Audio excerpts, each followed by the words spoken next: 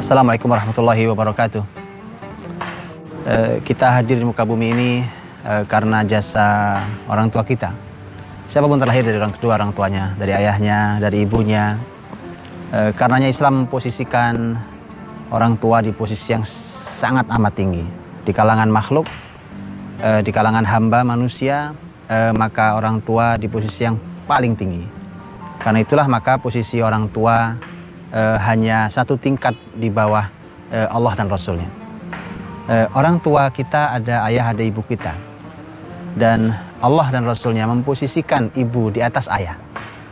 Sebagaimana dalam hadis yang sahih dalam riwayat Sahihain dari Abu Hurairah radhiyallahu anhu. Ketika seorang datang ke Rasul sallallahu alaihi wasallam dan bertanya, "Ya Rasulullah, man ahaqqun nasi bihusni sahabati?" Siapakah orang ya Rasulullah yang paling berhak untuk mendapatkan kebaikan saya? Rasulullah SAW mengatakan ummuk, ibumu. Orang itu bertanya tsumma man, siapa lagi ya Rasulullah? Rasul menjawab ummuk, ibumu. Orang itu bertanya yang ketiga kalinya bertanya, ya Rasulullah tsumma man, kemudian siapa lagi ya Rasulullah? Rasul mengatakan ummuk, ibumu, sudah 3 kali. Kemudian orang itu bertanya lagi tsumma man, siapa lagi ya Rasulullah? Rasul menjawab abuk, ayahmu. Karenanya para ulama dengan hadis ini yang menunjukkan bahwa ibu ada di atas ayah. Tentu kedua-duanya kita harus berbakti. Bahkan di dalam Al-Adabul Mufrad, kitab yang ditulis oleh Imam Bukhari rahimahullah ta'ala, ada, kalau kita buka kitab itu berisi adab, akhlak kita kepada sama kita. Ternyata di bab yang pertama, begitu kita buka buku itu, bab yang pertama adalah bab kitab birril walidain, tentang bakti kepada kedua orang tua. Di dalam bab itu ada subbab yang bunyinya adalah bab wajib bab birril walidain wa idzalama. Bab bakti kepada kedua orang tua walaupun kedua orang tua itu adalah orang tua yang zalim. Zalim, orang tua yang mungkin tidak mendidik anaknya, mengabaikannya, meninggalkan mereka, bahkan mungkin mereka orang tua yang kasar, zalim. Tapi kita sebagai anak tetap diperintahkan untuk wajib bakti kepada kedua orang tua walaupun zalim. Subhanallah. Ini Islam. Imam Bukhari rahimahullah ta'ala membuatkan bab itu agar kita tahu bahwa bakti kepada orang tua tidak bisa ditawar sama sekali, karena begitu tingginya, begitu besarnya jasa kedua orang tua kita pada kita. Ibu kita memiliki hak 3 kali di atas ayah kita. Kedua-duanya mulia. Tapi dalam Islam ibu lebih tinggi daripada ayah. 3 kali posisinya ibu di atas ayah. Para ulama mengatakan dikarenakan Al-Quran Karim yang menyampaikan itu, yaitu firman Allah Subhanahu wa ta'ala sebagaimana dalam surah Al-Ahqaf ayat 15, "Wassaynal insana biwalidayhi ihsana hamalathu ummuhu kurha wada'athu kurha wa hamluhu wa fisaluhu 30 syahra hatta idza balagha ashuddahu wa balagha 40 sanah qala rabbi auzi'ni an ashkura ni'mataka allati an'amta 'alayya wa 'ala walidayya wa an a'mala salihan tardahu wa aslih li fi dhurriyyati inni tubtu ilaika wa inni minal muslimin." Kata Allah, kami perintahkan, kami wasiatkan kepada manusia untuk berbuat baik kepada kedua orang tuanya. Ibunya hamil dalam keadaan susah payah, melahirkan susah payah, dari hamil sampai menyapih susuan 30 bulan lamanya, hingga ketika sang bayi yang lahir itu mencapai usia balik, kemudian terus mencapai usia 40 tahun, maka dia berdoa, "Ya Allah, anugerahkan padaku bagaimana caranya aku bersyukur kepadamu, atas nikmat yang kau anugerahkan padaku dan kepada kedua orang tuaku. Perbaikilah keturunanku.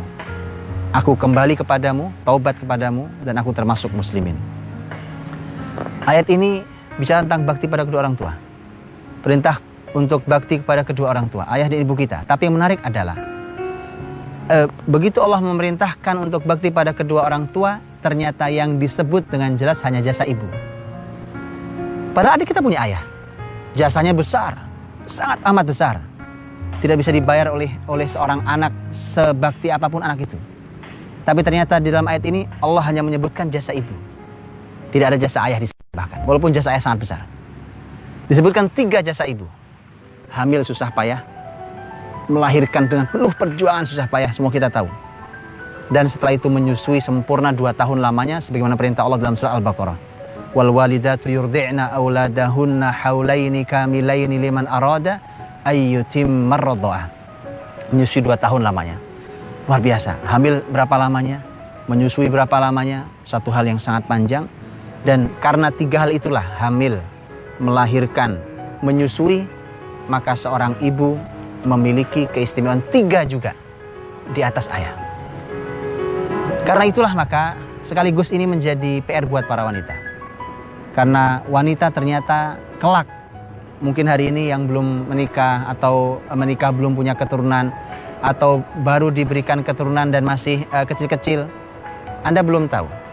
Allah telah memberikan rahasianya bahwa kelak ketika anak sudah berusia dewasa, kita semakin hari semakin senja usianya, ketahuilah bahwa ternyata bakti mereka itu kita beli, dalam tanda kutip, kita beli dengan bakti kita pada mereka saat mereka masih kecil atau bahkan belum lahir.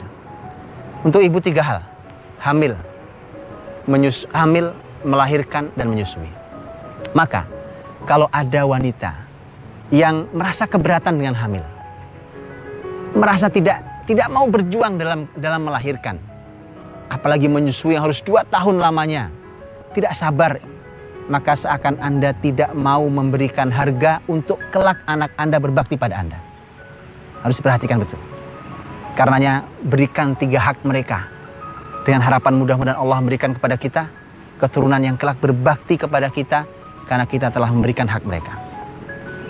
Allah Subhanahu wa Ta'ala dalam Al-Quran menekankan ketika seorang ibu ada di usia sudah mulai senja, ayah sudah mulai tua. Allah Subhanahu wa Ta'ala berfirman dalam surat Al-Isra.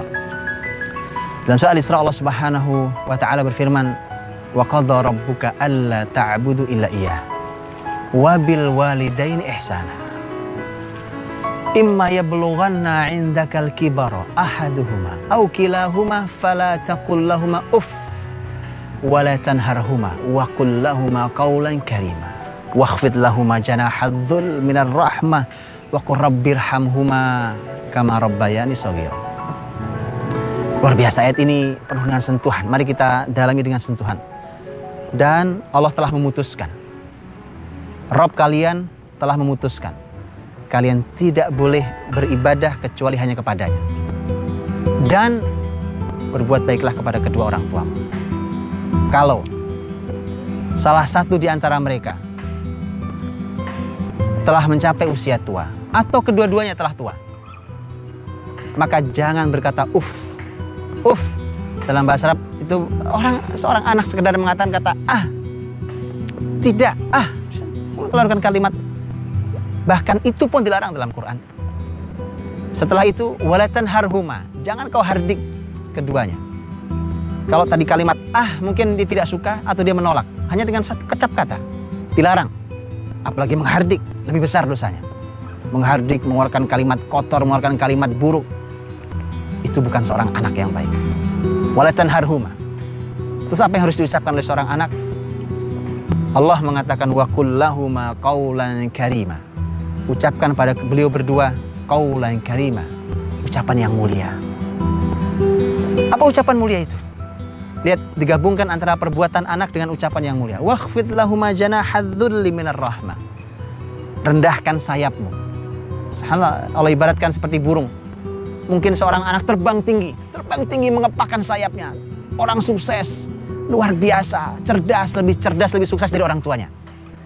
Tapi kalau sudah di hadapan orang tua, rendahkan sayapmu, rendahkan. Wakhfid lahumā janāha adh-dhull. Rendahkan sayapmu, rendahkan. Di hadapan orang tua, siapapun Anda, seberhasil, sehebat apapun Anda, seberilmu apapun, rendahkan sayapmu. Wakhfid lahumā janāha adh-dhulli minar rahmah, karena kasih sayang ada dalam hatimu. Rendahkan sayapmu. Setelah itu ucapkan wa qur rabbirhamhumā kamā rabbayāni shaghīr, dan ucapkan Ya Allah, Rabb, kasihi kedua orang tuaku. Sebagaimana dahulu beliau berdua juga telah membimbing aku. Dulu telah mendidik aku dengan baik. Maka kasihi beliau berdua. Ini subhanallah. Mari kita tiru apa yang kita lihat dalam sejarah mulia Abu Hurairah radhiyallahu anhu, sahabat Nabi Shallallahu Alaihi Wasallam. Abu Hurairah radhiyallahu anhu memiliki seorang ibu yang belum beriman saat itu. Abu Hurairah sudah menjadi sahabat Nabi, sudah belajar pada Nabi, sudah beriman pada Nabi, dan sangat mencintai Nabi. Tapi begitu pulang ke rumahnya, bertemu dengan ibunya, kasar kalimat ibunya tentang Rasul, buruk kalimat ibu tentang Rasul Muhammad SAW. Betapa sedihnya. Rasul yang dicintainya, Rasul yang diimaninya, ternyata diucapi kalimat buruk keluar dari lisan bundanya. Abu Hurairah radhiyallahu anhu tidak bosan-bosannya. Ucapan buruk ibunya tidak dibalas dengan keburukan. Jangan membalas keburukan dengan keburukan. Tidak ucapan kasar kemudian dibalas dengan ucapan kasar. Tidak ucapan yang jelek ibu tentang Islam, tentang Rasul ini dibalas dengan hardikan, tidak. Tapi dibalas dengan doa. Abu Hurairah datang ke Rasul sallallahu alaihi wasallam. Ya Rasul, doakan ibu saya, mudah-mudahan Allah memberikan hidayah pada ibu saya. Ibu saya berkata kasar tentang dirimu. Rasul berkata, Allahumma hdi umma Abi Hurairah. Ya Allah, berikan hidayah, petunjuk pada ibunya Abi Hurairah. Singkat kata, Abu Hurairah pulang. Menangis Abu Hurairah karena melihat ibunya ternyata mengucapkan syahadat di hadapannya. Subhanallah. Dan inilah, setelah itulah maka kita melihat sebuah ritual yang menarik. Ritual dilakukan oleh Abu Hurairah setiap kali dia keluar dari rumahnya. Ritual ini menarik sekali. Bakti seorang anak pada bundanya, melaksanakan ayat dalam surat Al-Isra. Setiap dia keluar dari rumahnya, Abu Hurairah menghadap ke rumah ibunya, kemudian berteriak dari luar, Assalamualaikum ya ummah, warahmatullahi wabarakatuh, rahimakillah, kama rabbaitini shaghira. Semoga keselamatan untukmu wahai bunda, rahmat dan barokah Allah subhanahu wa ta'ala untukmu. Semoga Allah merahmati bunda sebagaimana engkau telah mendidik aku di usia kecilku. Ibunya menjawab, subhanallah, bahagia.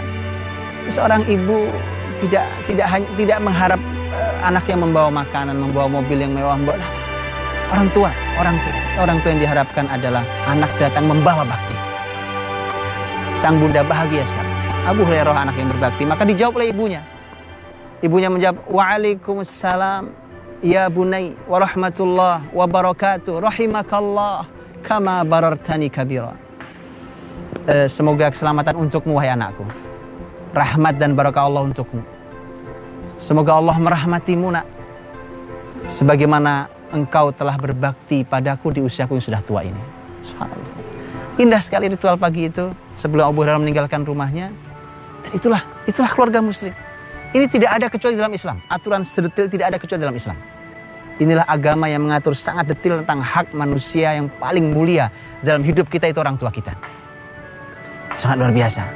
Tanyakan kepada aturan yang lainnya atau budaya yang lainnya, seberapa mereka punya hormat pada orang tua mereka. Bahkan orang bisa lupa dari ibunya yang sangat berjasa, ayahnya yang sangat berjasa dalam hidupnya.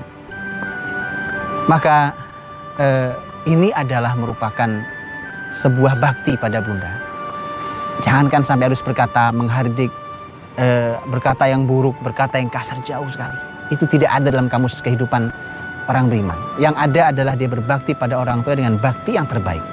Rasul sallallahu alaihi wasallam, hadis dalam riwayat Ahmad, Muawiyah bin Jahimah As-Sulami radhiyallahu anhu datang ke Rasul sallallahu alaihi wasallam, kemudian berkata, ya Rasul, aku ini berjihad. Berjihad bersama Rasul, kurang bagaimana? Berjihad, amal yang sangat mulia. Jihad bersama Rasul pula, luar biasa. Nabi katakan, pulanglah ke ibumu.